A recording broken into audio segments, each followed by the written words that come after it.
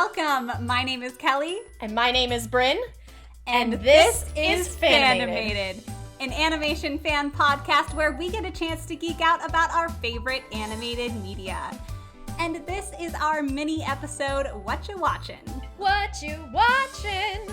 And we're going to be chatting about what we've been watching recently. So, Brynn, the big question, what have you been watching recently? Well, there's this little movie that I watched recently called Naustica, our episode for recently. Super excited for that. But no, so we're still in quarantine, and I have picked up a couple of sit down at your computer and crunch numbers jobs. And not crunch numbers, but secretarial kind of jobs. Yeah, it's just some data entry.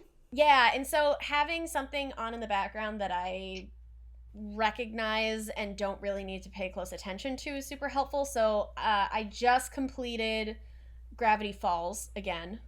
Yes. Oh, so good. Gravity Falls is amazing, of course. Seriously, one of the best shows. I really appreciate that they stuck to 2 seasons because that's all it needed. Mm-hmm. They knew where they were going and they hit the mark and then they were done and they ended it beautifully. Yeah. So I've been watching Gravity Falls. I kind of have a ongoing soiree, an ongoing relationship with Star versus the forces of evil. I know that you were not a huge fan of the ending. I loved the ending and thought that it was really good.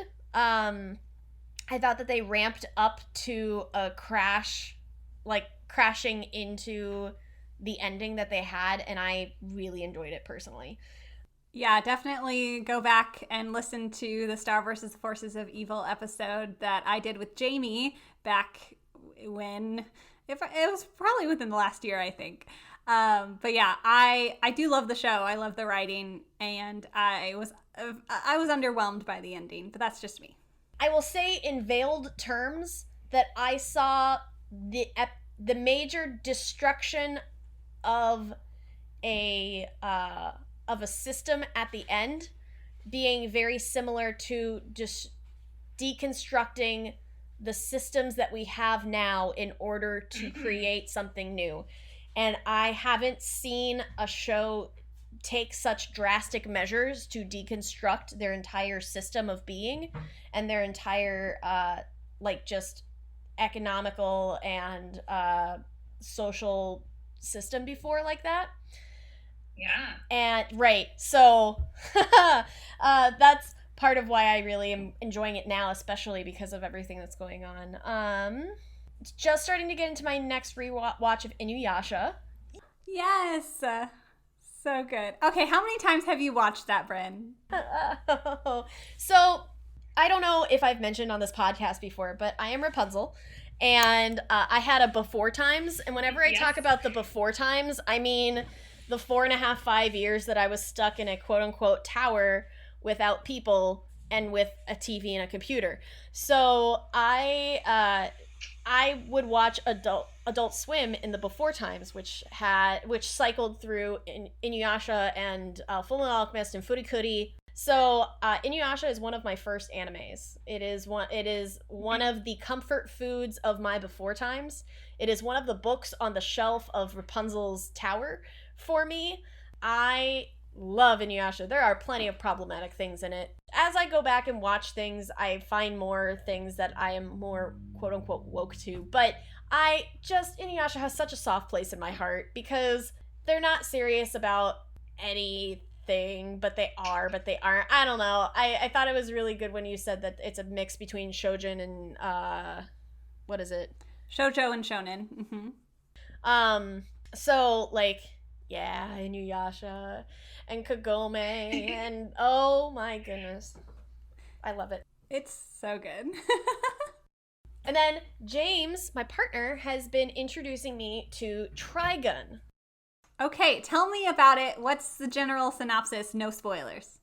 So if you've ever watched the beginning of Trigun, the anime opening for it, you have this character who's in this red duster who's, shooting all these guns, and there's one really, it's so dramatic. There's one dramatic shot of him leaning up against a wall with bullet holes all around him, and just kind of like staring down the camera, and all of the tropey things that you would have for an action 2 series edgelord anime. And then you have this, in the actual anime, you have this bumbling character who finds himself in trouble all the time and has to get himself out of it, and has a stupid high luck stat. That's the anime. Good. Well, I've heard about it, and now that you're watching it, I guess I'll have to add it to my list, my ever-growing watch list. Yeah. Have you seen Kino's Journey, by the way? I have not seen that one either. So that one is about, it's post-apocalyptic, kind of. It takes place on a world where different societies are very closeted inside themselves. And she travels with a motorcycle that she can talk to. But it's a very serious anime, and it goes through all of these philosophical quandaries, like what if everyone was allowed to kill people on one day? Or what if we could feel everybody's emotions, or hear everybody's thoughts? What if XYZ? And plays it out in each of these places that Kino journeys to and discovers. Yeah, it's really in-depth and can be really hard at times. It's very serious, so strap yourselves in. If you're not in a good place, don't go looking for it. But it's a really good, meaty anime in a lot of philosophical kind of ways. Nice. Well, just keep adding it onto the list, man. So, tell me what you're watching. Well, I have been watching a lot recently. Just a minute here. I'm going to open this up. Do you have a list written out? I do. I have a list written out, everybody, because I have to keep track of everything I watch so that I can talk about it. And also, that's fair. Because I'm watching several things right now that I'm not going to talk about yet, but I will talk about in future episodes. So I try to keep things straight, and I try to split things up so that I'm not talking about the same show every single Whatcha Watchin' episode. Yes, Pearl. I don't... I am Pearl. I am organized. I actually have Kelly in my phone as Pearl Kelly. Just so that everybody knows. that I am Pearl from Steven Universe. That is my basic character profile. Your archetype. That's my archetype. I love it. So you have a list. Man. So I have a list, and because I don't want to give spoilers about other things that are going to be on the podcast later. Yes. Speaking of spoilers, I can't tell you why, but I am binge watching all of She-Ra right now as fast as I possibly can. She-Ra and the Princesses of Power. It is a show on Netflix. And let me just tell you, when it first came out, I watched the entire first season. And then I stopped. The season after season kept coming out, and people were telling me, it's so great. You, Brynn, were one of those people. And I never kept up with it. And now I'm just into season 3, and I'm like, oh yeah, this is amazing. I love it. It's just the characters are so fun. And that really, for me, is the biggest thing about a show. If the characters are great, if I care about them, then I'm going to keep going. And it just now, the season 2 finally starts opening up the rest of the larger story arc and the larger world building. And I'm really excited about that. So it's so good. I actually had similar feelings about season 1. I kind of lost track of it, but once I got into season 2, and especially moving on from there, I became very, very addicted, one might say. So yes. So for reasons I cannot yet disclose, I would highly recommend everyone who enjoys listening to us to watch She-Ra for upcoming events. The other thing is that, well, there are obviously a lot But another thing I like to do is, listen, I love binging shows. I love that we have Netflix and all these great streaming services that will just dump an entire season on us at a time. But I really, really enjoy having at least 1 or 2 shows every season that I am watching week by week. Those are quite often anime, because anime still release weekly, unlike a lot of other animated content that's being put on Netflix or wherever else. So obviously I'm still watching Fruits Basket, still loving that. That's no brainer. But for the summer 2020 anime season, the show that I'm really caught on is called Deca-Dence. It is about a post-apocalyptic world where there are barely any humans left, and they live inside of this giant mecha robot that is controlled by a different species. So there's definitely some race classism going on, with the humans being lower than this other species that they're kind of coexisting with. But there are these monsters that inhabit the earth as well, and this other species attacks them and uses it's kind of like their blood. It's like this goop to fuel the big mecha robot that they're in. So there are some humans that get to partake in that battle, those battles, and be a part of that. It feels very City of Ember, like they get assigned a job. This girl, her dad was one of those fighters, but he got killed by the monsters, and she wants to be one of those fighters too. And so of course it's her journey, and there's this other really great character who kind of helps train her and everything, and he is her boss and kind of just this grumpy old man, but then you find out more about him and his past, and it's really fascinating. It is so fun and epic, and there are so many questions, and it's so weird. Like, it's just, you think it's one thing, but then it's not, and it turns into something else. Also, can I just say, the battles, the fighting sequences, make me immediately think about Attack on Titan. I kid you not. So in Attack on Titan, they have this ODM gear that basically lets them they basically move like Spider-Man, and they're leaping across buildings and all this stuff. And in Deca-Dence, they are wearing this like anti-gravity jetpack thing, basically. But you get some of those same like really intense like movements of these fighters like flying around everywhere and all around the monsters and all of that. And it's just really fun. So I'm just absolutely captivated by this world and these characters, and I'm really excited to see where it goes, and hopefully it doesn't disappoint.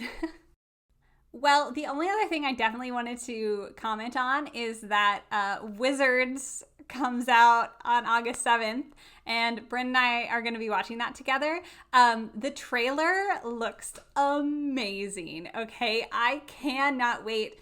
For those of you who don't know, Guillermo del Toro has a series of series on Netflix called The Tales of Arcadia. It starts with Troll Hunters, and then Three Below, and now the final piece, Wizards.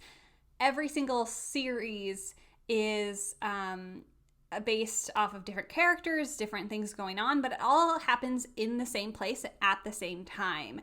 And there are certain characters that come in and out of the story at different points, and they all overlap, and they all are centered around this overarching supernatural narrative.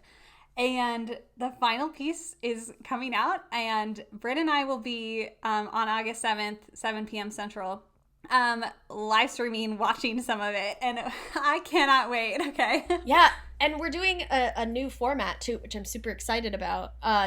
We're going to be watching it, and we're gonna have our mics off, so we'll just take part in the Netflix party chat with our commentary, and then between episodes we will unmute and be on video and kind of like and gab and stuff. And then we'll go back to being muted for the next episode. And I'm really excited about that. It's kind of like how we did Voltron miniseries for the last season of Voltron a little bit, but live. Yes. if you go back and listen to our Voltron season 5 series, we have 5 different episodes that we basically all watched a few episodes, we talked about it and recorded and did that for the whole season. But if I'm not mistaken and I'm doing my math correctly, this episode we're recording right now is the week of Wizards coming out. So it's this Friday, people. That's this Friday, August 7th at 7 p.m. You don't even have to wait as long as we do right now. Like, yes. Oh, you guys are forward in time. I can't wait to be there with you. You time lords. You have to tell us how you did it. Where's your TARDIS? So yeah, the trailer looks great. I cannot wait for Jim to be back, and that's it. I'm excited. I need to watch 3 Below now. That's what's going to be happening, because I haven't seen 3 Below. That's what's going to be happening in my life from now until then. Awesome. Good. Well, yes, thank you so much for joining me and talking about what you're watching. I have lots of new additions to my watch list now that I need to check out. Yeah, thanks for having me on, Kelly. It's always awesome. Oh, well, thank you. It's always awesome having you here. So I'm going to go through our list of things that I normally say, and then we'll sign off together. Sound good? Sounds great. So you can find us on Instagram, Facebook, etc. at Fanimated Podcast. Email us at fanimatedpodcast@gmail.com. Thank you, huge thank you to our supporters on Patreon. That's patreon.com/Fanimated. You get to vote for upcoming episode topics, give us suggestions, get merch, get bonus content. Say how amazing Brynn is. Exactly. Right. All of that is yours on patreon.com/Fanimated. Definitely check it out. The music is provided by Purple Planet Music. The art is done by myself. I'm at Candor Draw on Instagram. And yeah, since you've made it all the way to the end of the episode, we're doing Frozen 2 next week. So check it out. Bonus swag. I'm super excited for that episode to be released. So, Brynn, will you sign off with me? As always, Black Lives Matter. And stay tuned. And stay animated.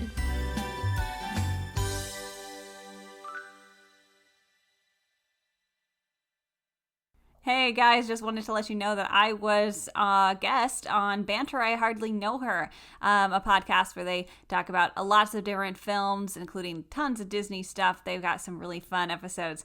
I know we've talked about them on the show before, so definitely go check that out. I had a great conversation with Perry about Animal Crackers, the new animated film on Netflix. So definitely check out the movie, check out the show, and go support some other awesome podcasts. Again, that's Banter I Hardly Know Her.